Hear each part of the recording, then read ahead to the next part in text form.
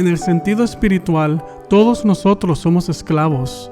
O somos esclavos del pecado, que es nuestro estado natural, o somos esclavos de Cristo. Los escritores del Nuevo Testamento declararon voluntariamente su condición como esclavos de Cristo. La mayoría de las traducciones de la Biblia dicen siervo o sirviente en estos pasajes, pero la palabra griega doulos literalmente significa esclavo. Santiago inicia su epístola de esta manera: Santiago, esclavo de Dios y del Señor Jesucristo. El apóstol Pablo en su carta a Tito se llama a sí mismo un esclavo de Dios y se refiere a sí mismo de la siguiente manera en su carta a los romanos: Pablo, esclavo de Cristo Jesús, llamado a ser apóstol, apartado para el Evangelio de Dios. En Juan 8:34, Jesús usa la analogía de un esclavo y su amo para comunicarnos de que un esclavo obedece a su amo porque el esclavo es su propiedad. Los esclavos no tenían voluntad propia. Están literalmente bajo el yugo de sus amos. Cuando el pecado es nuestro amo, somos incapaces de resistirlo. Sin embargo, por el poder de Cristo para vencer el poder del pecado, somos libertados del pecado. Y habiendo sido libertados del pecado, ustedes se han hecho siervos de la justicia. Así ahora presenten sus miembros como esclavos a la justicia, para santificación. Una vez que venimos a Cristo en arrepentimiento y recibimos el perdón de nuestros pecados, somos fortalecidos por el Espíritu Santo que viene a vivir dentro de nosotros. Es por su poder que somos capaces de resistir al pecado y convertirnos en esclavos de la justicia. Los discípulos de Jesús le pertenecen a Él y quieren hacer las cosas que a Él le agradan.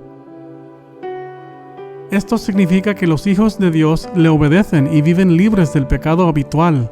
Podemos hacer esto porque Jesús nos ha liberado de la esclavitud del pecado y, por tanto, ya no estamos bajo la pena de muerte y separación de Dios. Así que si el Hijo los hace libres, ustedes serán realmente libres. El capítulo 6 de Romanos profundiza aún más esta idea de un esclavo y su amo. Como cristianos, no estamos llamados a vivir en pecado habitual porque hemos muerto al pecado. Romanos 6:4 dice que, puesto que hemos sido sepultados y resucitados con Cristo, ahora podemos caminar en novedad de vida, a diferencia del inconverso que todavía es un esclavo del pecado.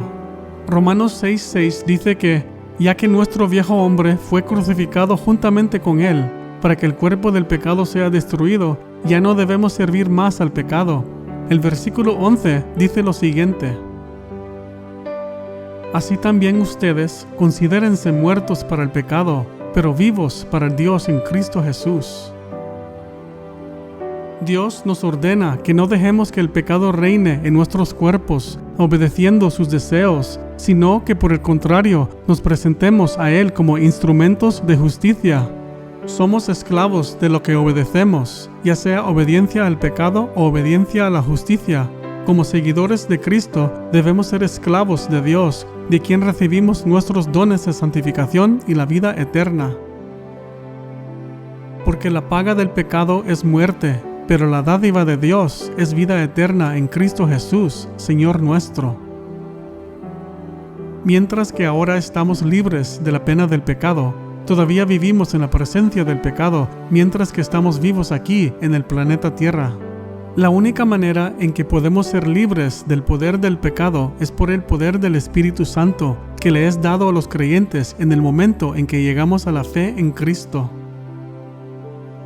A través de la obra del Espíritu Santo estamos fortalecidos para resistir el pecado. La presencia del Espíritu Santo en nuestras vidas significa que a medida que crecemos en nuestra fe y amamos a Dios más y más cada día, tendremos la fuerza para resistir cada vez más el pecado. Vamos a detestar cada vez más los pecados habituales y nos encontraremos de no querer hacer nada que pueda impedir nuestra comunión con Dios. Ya no somos esclavos del pecado, sino que somos esclavos de Dios.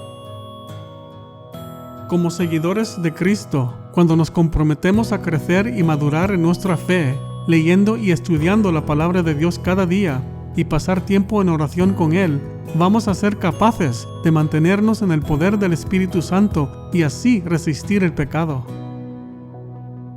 Bendiciones, hermanos. Gracia y paz a vosotros.